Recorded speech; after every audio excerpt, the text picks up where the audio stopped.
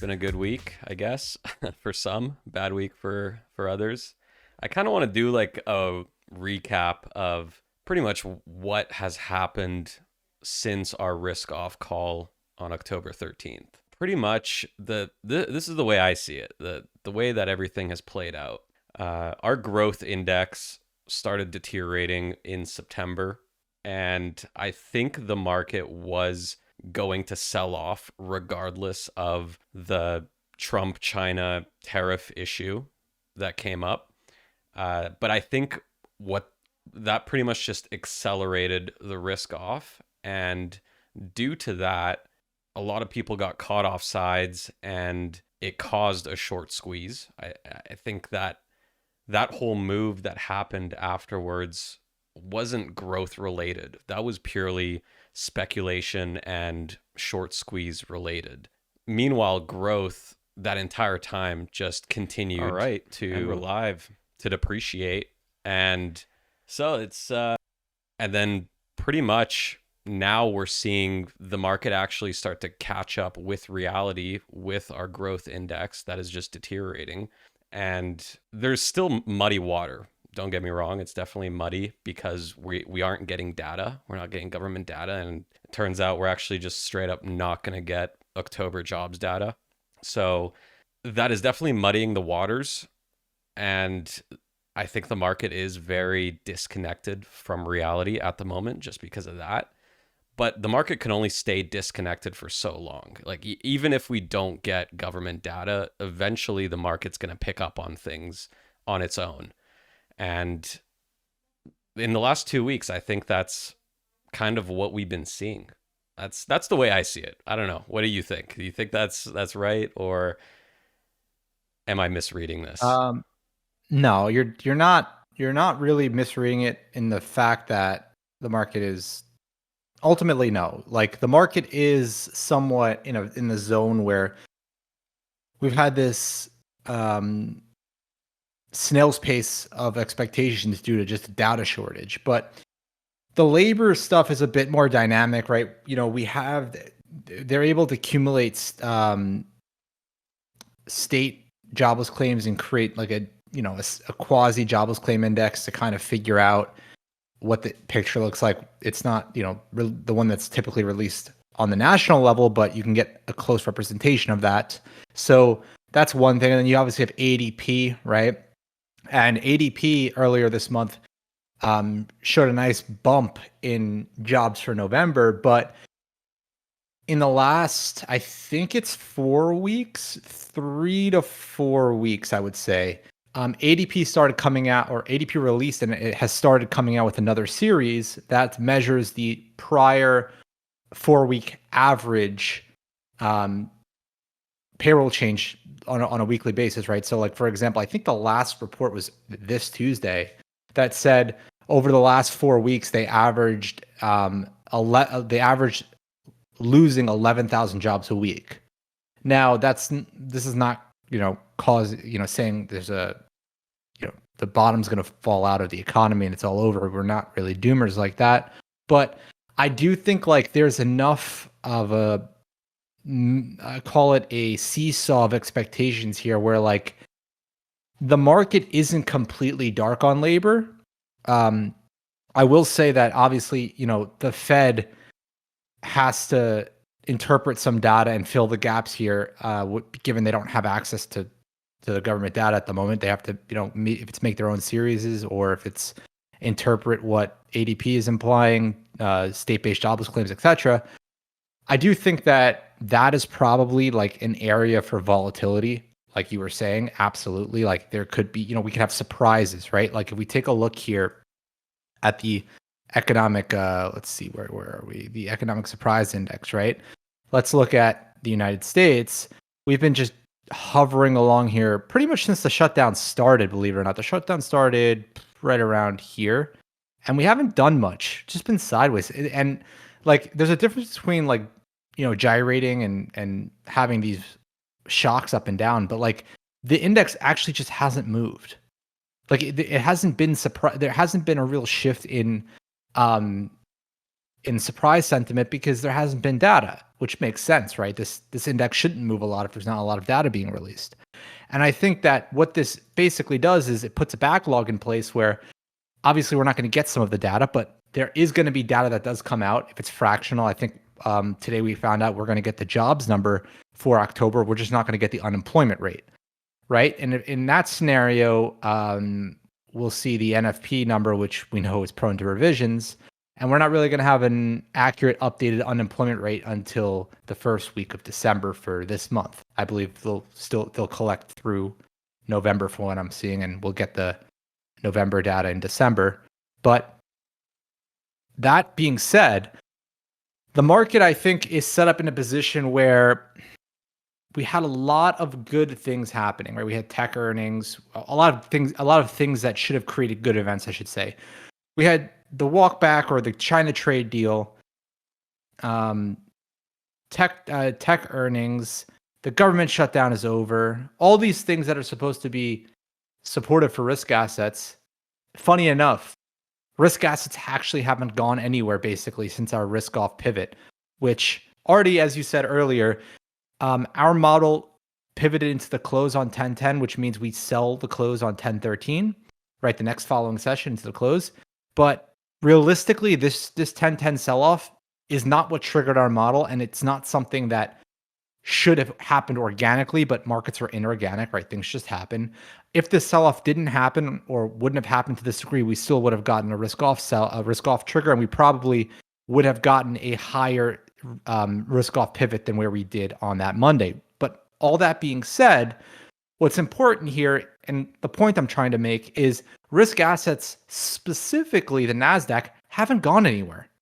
Like, I'm pretty sure the multi-day gap up here really had people spooked. We were very adamant that this is not the rally to be buying. And sure enough, like, NASDAQ has gone essentially nowhere with a boatload of volatility over the last month and a half. And I think, or month, I should say.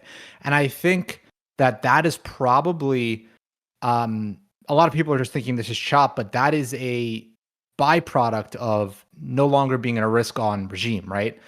You have these wider vol ranges, more volatile markets, and you just don't have favorable conditions for risk assets. Now, you might be looking at the NASDAQ and saying, oh, big deal, right? Slightly green, some vol, no big deal. It's whatever, we'll just ride it out.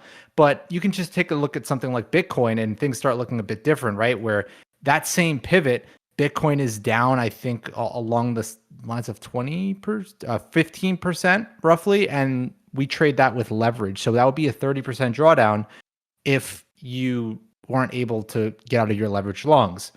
And this, again, is a byproduct of risk off. This is not an asset you want to hold in a risk off regime. Neither are equities. And the reason simply being, right, at any point here, if equities started falling, like stocks started falling hard, it wouldn't be something that would catch me offside, right? Like, I would be like, that's kind of somewhat expected. Now, we said this last week, and I think that was pretty much here, right? Last week's podcast was on Wednesday.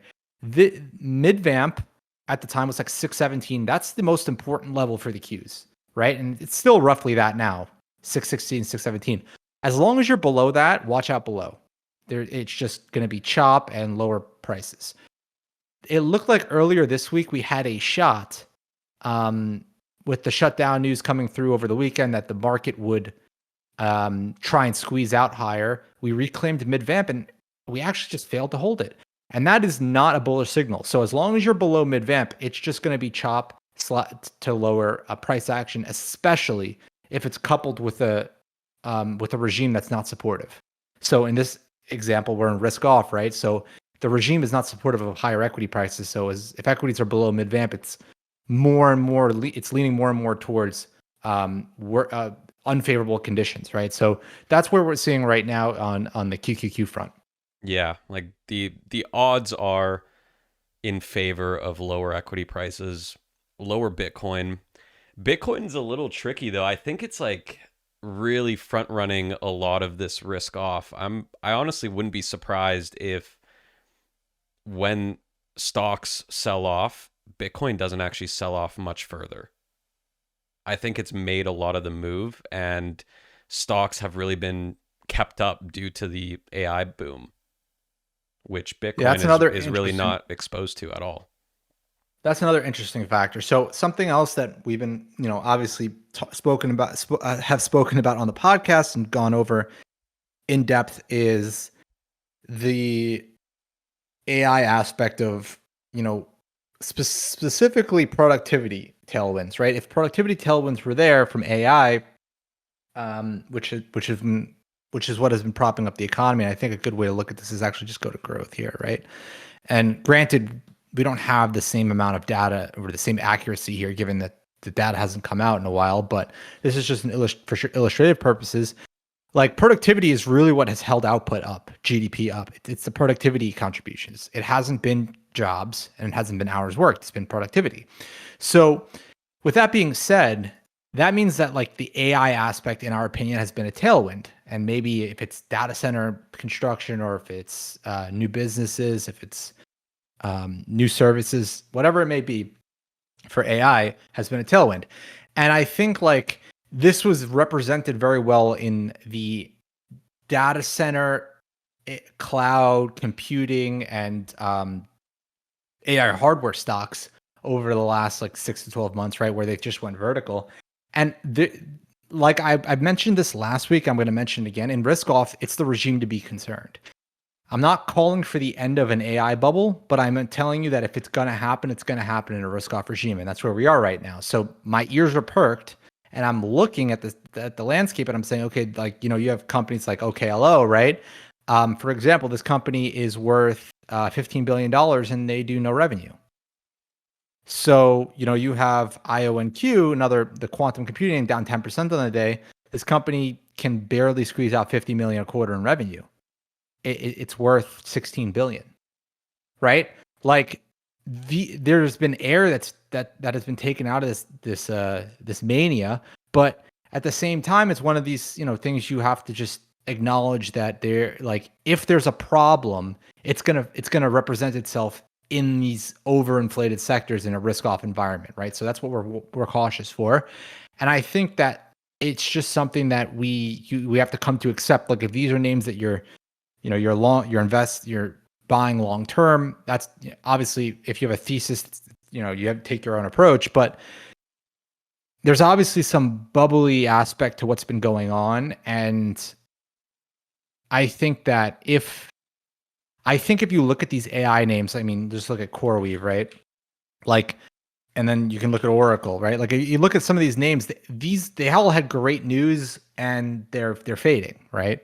Like, they all had the best possible news that you can get and they're fading. And now the market's starting to talk about the debt quality and the debt ratings of these companies that have to issue massive amounts of debt, or which aka rising default risks across these companies. Do I think Oracle's going to default? No, right? I don't. But that's not the point. The point is that the market is more concerned about the fundamentals now than it may have been 6 to 7 months ago. And the important thing to drive home here is that if the AI boom was holding up growth, if it really was driven by AI names falling and being the main sector in decline and being the main sector that's just feeling pain, it's not a good signal, right? It's kind of like, if your town runs on soybeans and the soybean farmers start going out of business, like that's not a good sign. These companies should be doing well, which they were and they have been.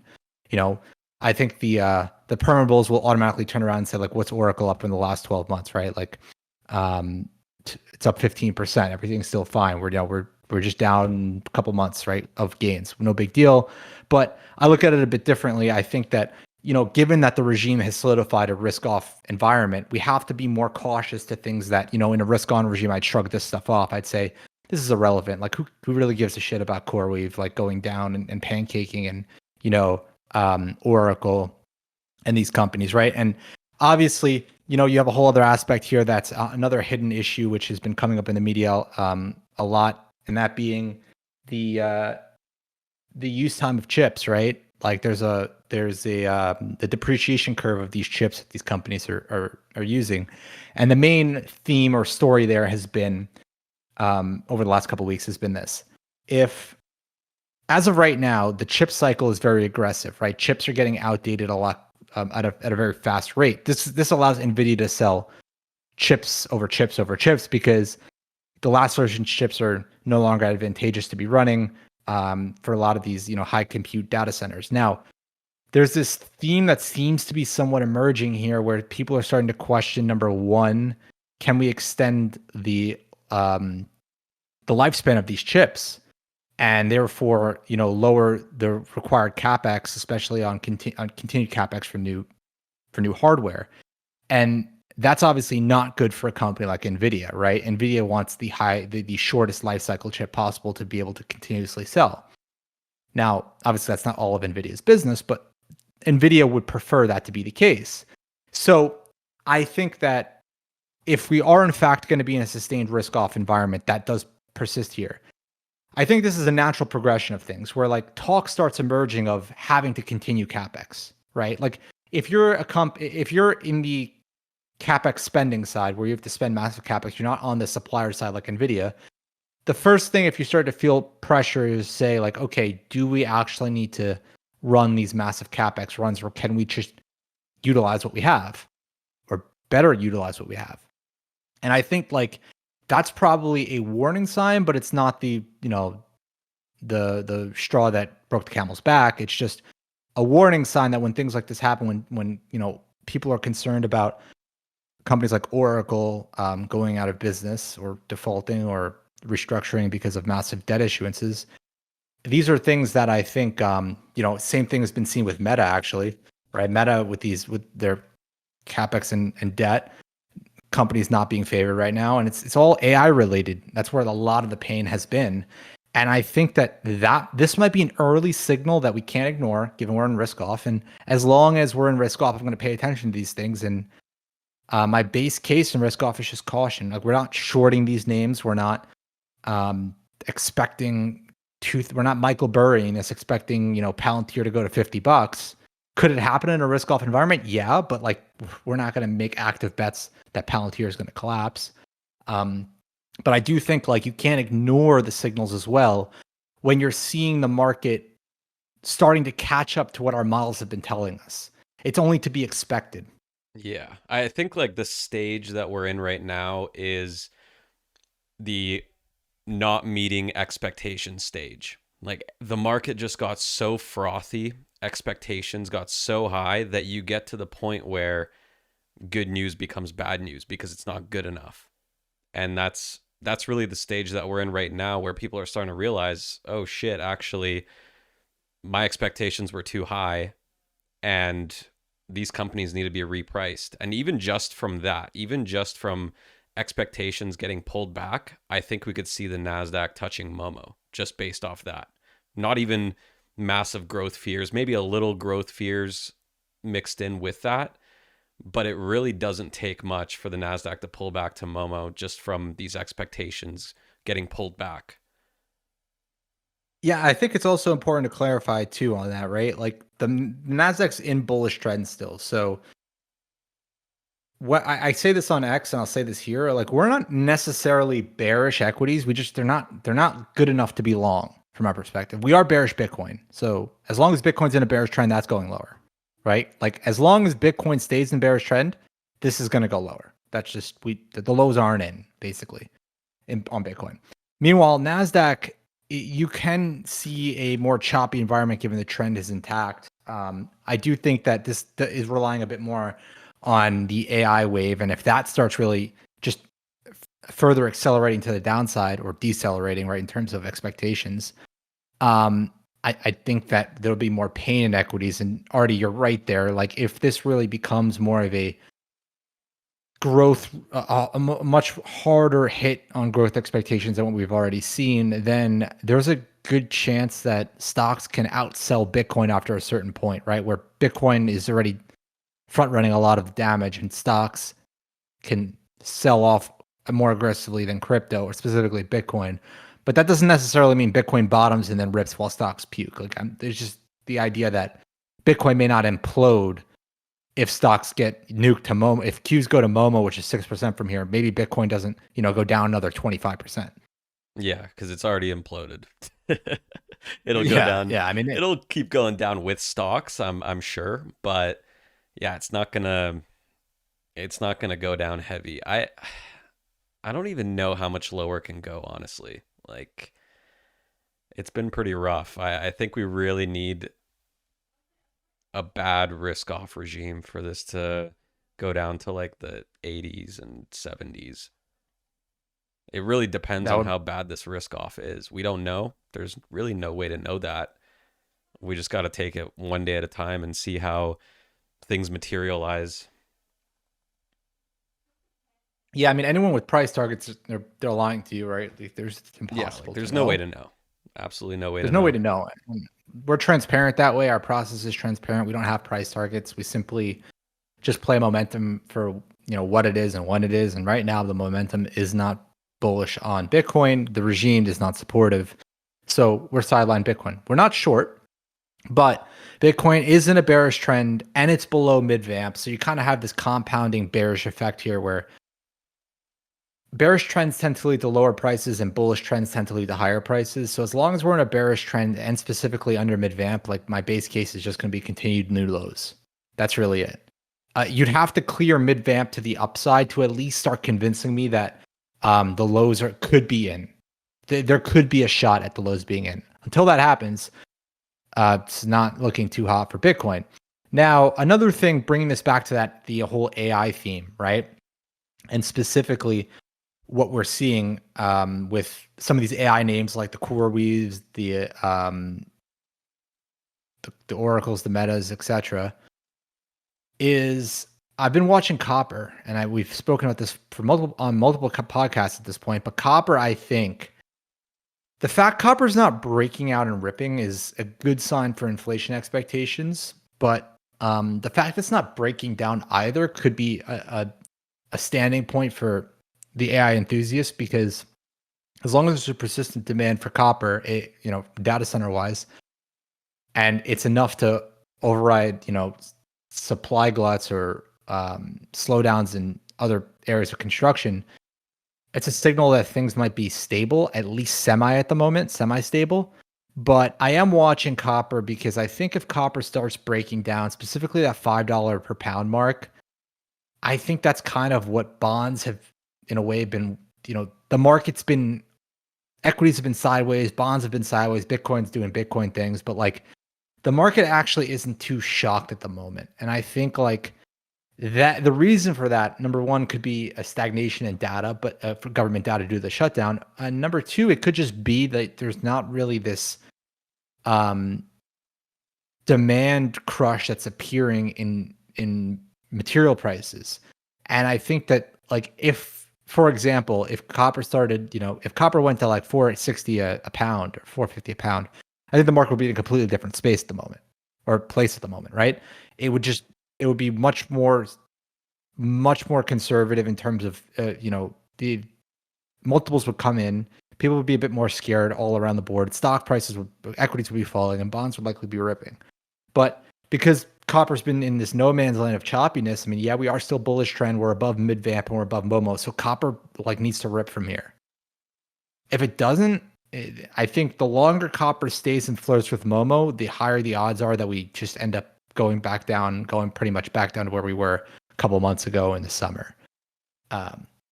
Now, that being said, I think that as long as this is stable, there's kind of like that, that's the side the bulls can stand on and say, like, okay, like, commodities aren't really crashing. Copper specifically isn't really crashing. And then you take a look at, something like uranium, right? Uranium is down with the idea of like, there is more fear around data centers with uranium, specifically that it was on a major run, but it also isn't really crashing. I know it's down a bit, but it's not, it could be a lot worse. And these are the things that I think we should be watching, given that based on all the sentiment and all the indicators of where we are in this last growth run has been very AI related. So you should be watching the AI components, because if those start slipping, then, they become adequate signals of future weakness in stocks and growth expectations altogether. So again, the main thing I'm watching here is just copper. Copper's become like a staple. I look at it every day, just wonder what it's doing. And hasn't been doing much, and bond yields haven't really either. And stocks are just doing risk off things.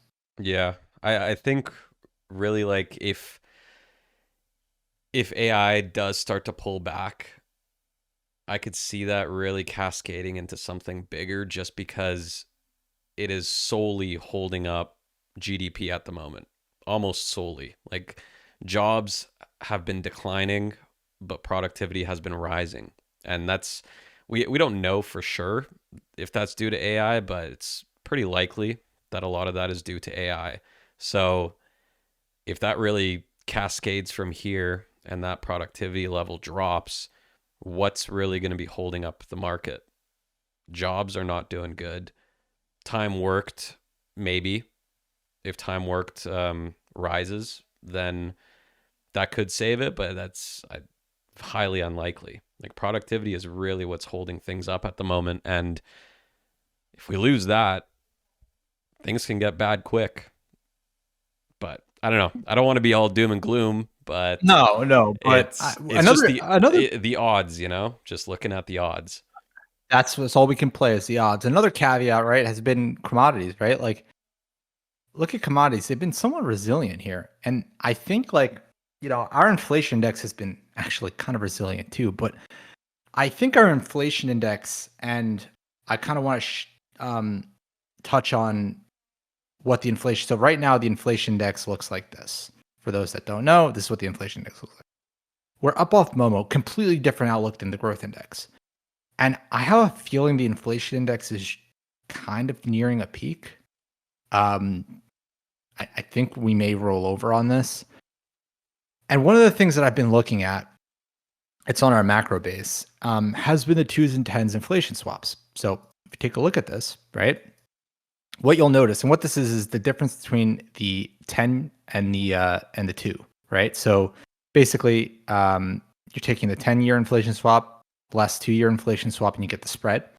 Now, the spread has been negative, implying that 2-year swaps, and we could take a quick look on that visually. 2-year swaps have been in green, have been above 10-year swaps, implying shorter term inflation pressures. And this is to be expected. This pretty much came this went negative after the election, and it blew up really in Liberation Day when tariffs weren't implemented, and this is primarily driven by tariff pressures, and you're starting to see that actually fade, pancake, matter of fact.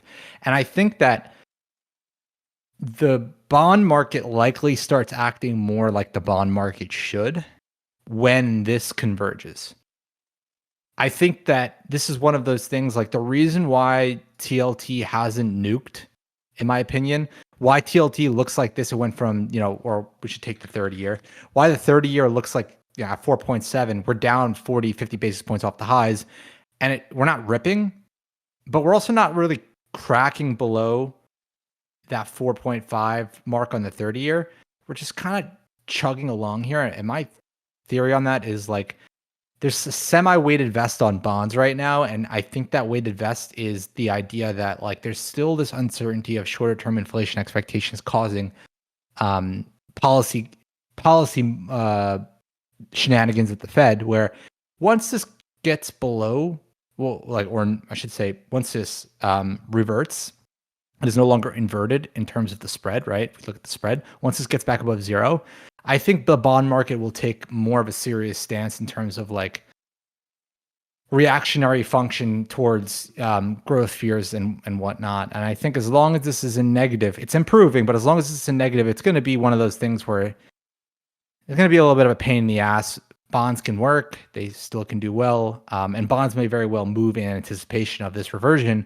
But take a look at what happened earlier this year. When bonds imploded, it was because the market pretty much went completely negative on these, these swap spreads.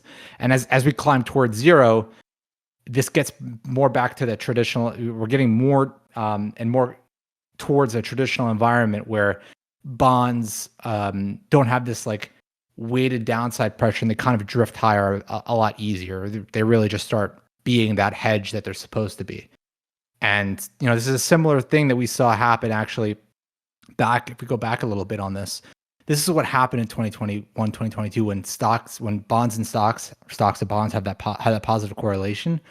It was primarily driven by this. It was primarily driven by the fact that inflation swaps on the front end went bananas versus long end, and the Fed had to hike aggressively. And then what that did was it put bonds into the toilet, and in turn, um, stocks fell as well due to tighter financial conditions, right? And I think that where we are right now is obviously nothing compared to what we were seeing back then. So, like, if we do go into a risk-off environment, I don't foresee it being a positive. Let me rephrase that. If the risk-off environment worsens and stocks really sell off hard, I'd have a hard time believing we're in an environment where stocks and bonds have that positive correlation. Yeah, I mean, like the Fed would need to be hiking for that to happen, and that's just not going to happen. That's not going to happen. I think like there's obviously some political sensitivity here too. So I saw some headlines earlier today, and I don't know if or how legitimate they are yet, but we might as well talk about them. Those headlines being the fact that Trump may take some tariffs off groceries due to the fact that grocery prices have not come down now, or due to the complaints of higher grocery prices.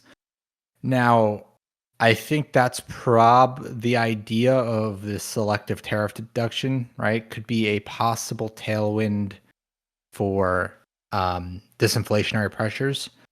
It's almost like, Artie and I, we like to say this to each other all the time. Like, this administration has almost like a rig on the game, right? Where if things start to like let's play devil's advocate. Let's just say the market goes into a shitstorm, right? Risk off, market's imploding. Like, you would think there would be a rising probability the lower the market goes that tariffs would actually be removed, right? Because at that point, it would be anything to stimulate growth. And if the Fed is going to be cutting, the fiscal side of it or the political side of it would just be to cut tariffs, right? To stimulate growth.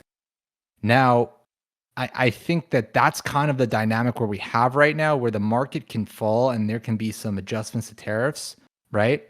But there's also this political backdrop, and this is where we kind of get into the theory of all of this. And the administration's been pitching the idea that without tariffs, we'd have a depression. So there's also like this bias approach that comes into the whole scenario where if the market starts falling, cutting tariffs right away would be an invalidation of the administrative agenda or the administrative's ideology. So there's like this dynamic where like the most appropriate thing to do may not be the easiest thing to do and may not be the thing that happens the fastest, because there is this fear of political invalidation. So I think like it's a big jumbled situation that has to unwind here, but ultimately being, I do think that without the AI data center boom, without this AI push of productivity enhancements, the market would be the economy would be in a completely different position. Like, you look at companies like, let's see, what's McDonald's doing, right? McDonald's sideways hasn't gone anywhere forever. You have companies like Wendy's, right, getting absolutely smoked. Chipotle, I'm pretty sure, same thing, right? Like, you have all these consumer companies getting just like specifically that middle to lower income cohort getting smoked, or middle to lower income size of the population getting smoked. And I think that obviously this idea of this K-shaped economy, there is some sort of merit behind it, but we can't, the stock market's going to be the stock market. We can't just say if you break this down to the K-shaped economy, the K-shaped economy has been a thing for a minute now. Like, the only reason we're talking about it is the market is starting to show signs of stress, which makes that relevant. If the market if we went back into risk on tomorrow, the K-shaped economy becomes irrelevant again. But I think like the fact that there's warning signs being shot now, we have to at least acknowledge that, look, there may be a problem here that becomes somewhat systemic if not addressed. And the way to address that, obviously, is lower rates and recalibration of tariffs. How all those things come together, if you can argue if they removed all the tariffs overnight, well, the Fed would be forced to cut rates, right? Because if they remove the tariffs overnight, this whole theory of inflation impulses due to tariffs and uncertainties would go off the table, and the Fed would be forced and almost cornered to the labor side of things. And that would also invalidate a whole political agenda. So you kind of have this push and pull, and then you have this new thing coming next year where we're going to switch off chairman at the Fed for maybe someone that's more pro the administration, or at least pro speech wise. So that's like the dynamic here where like the risk, if a risk off environment perpetuates, we have to deal with all of what I just said on top of just the natural dynamics of the regime flow of just growth, of the cyclical factor of growth. We now have a whole political agenda behind pumping asset prices without necessarily enacting the like we're getting a lot of talk of higher asset prices and golden bulls, but we're not getting the policy reactions there. We're not getting the respective, like, you know, lower rates, easier financial conditions in terms of cheaper goods, lower tariffs, right? We're not getting the corresponding effect. So you're almost getting like a lot of talk and not a lot of action. And I think that if the market perpetuates itself in this risk-off fashion, it's going to be harder to contain everything before, like, either rates need to come down a lot, or the administration is going to have to walk back some of their policy agendas or their agendas in trade policy. I think we could wrap it up here, guys. If you have any questions, feel free to reach out to us on X at The Market Radar, or go to our website at market-radar.com.